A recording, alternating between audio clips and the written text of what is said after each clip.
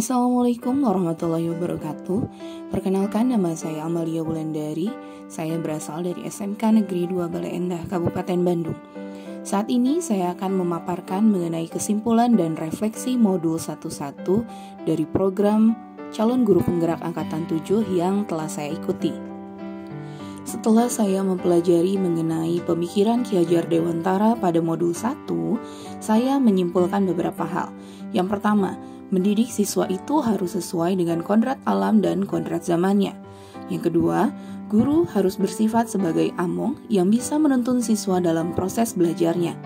Yang ketiga, pengajaran merupakan bagian dari pendidikan. Keempat, pembelajaran haruslah berhamba kepada siswa. Dan berikutnya adalah penebalan laku murid di sekolah yang sesuai dengan konteks sosiokultural tempat siswa itu berada. Dan yang kelima adalah 3 semboyan pendidikan yang dikumandangkan oleh Ki Hajar Dewantara, yaitu Ing Arso Sungtulodo, Ing Madya Mangunkarso, dan Tutwuri Handayani. Selanjutnya kita masuk ke refleksi. Setelah mempelajari modul 11 ini, pengetahuan saya tentang dunia pendidikan semakin berkembang. Jika dahulu saya mengajar berdasarkan ilmu dan pengalaman yang saya dapatkan dari bangku perkuliahan, juga pengalaman belajar selama di sekolah, maka kini pemikiran Ki Hajar Dewantara pun turut mempengaruhi cara saya mengajar. Seorang Ki Hajar Dewantara yang lahir jauh sebelum Indonesia berkembang, ternyata sudah memikirkan konsep pendidikan yang memanusiakan manusia, sementara saya sendiri kadang terlupa dengan konsep tersebut. Hal tersebut membuat saya berpikir tentang cara saya mengajar yang saat ini tentunya harus berkembang semakin baik sesuai dengan filosofi pendidikan yang digunakan oleh Ki Hajar Dewantara. Selanjutnya adalah contoh konkret pembelajaran di kelas yang telah saya terapkan. Proses pembelajaran sesuai konteks lokal budaya di kelas. Tempat saya mengabdi sekarang adalah SMK Negeri 2 Bale Endah, yang lokasinya dekat dengan Kampung Seni Jelekong yang terdapat juga di Kecamatan Bale Endah. Tentu saja kampung seni ini kental dengan budaya Sunda seperti seni tari, seni musik, seni lukis, juga seni pewayangan. Oleh karena itu, saya dan rekan guru yang lain mencoba mengelaborasikan seni budaya di Jelekong dengan pembelajaran di sekolah. Seperti pada gambar, terdapat contoh para siswa yang sedang melaksanakan kegiatan melukis di Kampung Seni Jelekong yang merupakan bagian dari pelajaran seni budaya. Dan gambar berikutnya merupakan kegiatan literasi sekolah yang mana kami membuat resensi buku yang dituliskan dalam gunungan. Gunungan ini sendiri merupakan bagian dari seni pewayangan yang terdapat di daerah Jelekong, Bale Endah. Berikutnya, ini adalah contoh-contoh konkret mengenai pembelajaran sejarah dan bahasa Indonesia di SMK Negeri 2 Bale Endah yang menggunakan media wayang.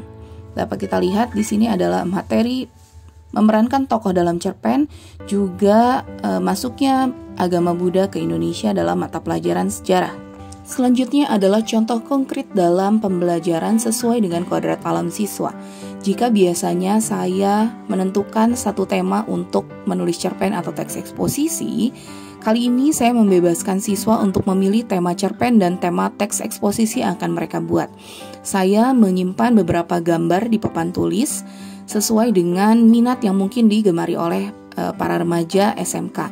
Mereka bisa memilih tema yang sesuai dengan minat mereka untuk kemudian dikembangkan menjadi cerpen dan teks eksposisi. Berikutnya akan saya sajikan contoh konkret pembelajaran yang sesuai dengan kodrat zaman siswa. Di sini saya menggunakan aplikasi berbasis teknologi yang tentu saja digemari oleh para remaja SMA atau SMK. Di sini saya menggunakan media Canva untuk membuat media pembelajaran, juga media Padlet untuk membuat refleksi pembelajaran jauh lebih menyenangkan dan bermakna. Saya juga menggunakan media Instagram untuk mempublikasikan karya-karya siswa yang telah selesai. Saya juga menggunakan media Wordwall untuk membuat penilaian harian jauh lebih menyenangkan seperti kita sedang bermain game. Dalam proses pembelajaran di kelas, saya percaya bahwa siswa itu memiliki minat, bakat, dan potensinya masing-masing yang bisa dikembangkan lebih optimal. Yang kedua, kemampuan siswa akan jauh lebih berkembang jika guru memahami kodrat alam siswa dan mampu memfasilitasi siswa. Saya juga percaya bahwa seorang guru harus bisa menjadi among yang menuntun siswa dengan cara memberikan kebebasan namun tetap sesuai dengan batasan-batasan yang wajar. Setelah mempelajari modul ini, terjadi perubahan yang terjadi pada diri saya sebagai seorang guru. Yang pertama, saya menjadi guru yang lebih peduli dengan keunikan setiap siswa yang ada di kelas. Saya juga berusaha untuk memfasilitasi kebutuhan siswa yang beragam terkait dengan pelajaran yang saya ampu. Dan yang ketiga, saya berusaha memotivasi siswa agar tetap bisa mengikuti pelajaran secara optimal dengan segala keterbatasan yang dimiliki sekolah maupun siswa tersebut. Sebelum mengakhiri pemaparan kali ini, saya akan menyampaikan kesimpulan dari refleksi yang telah saya lakukan mengenai modul 11 ini. Guru harus terus belajar karena perubahan itu akan selalu ada. Dan perlakukanlah siswa kita sesuai dengan perkembangan zamannya tanpa melupakan kodrat alamnya.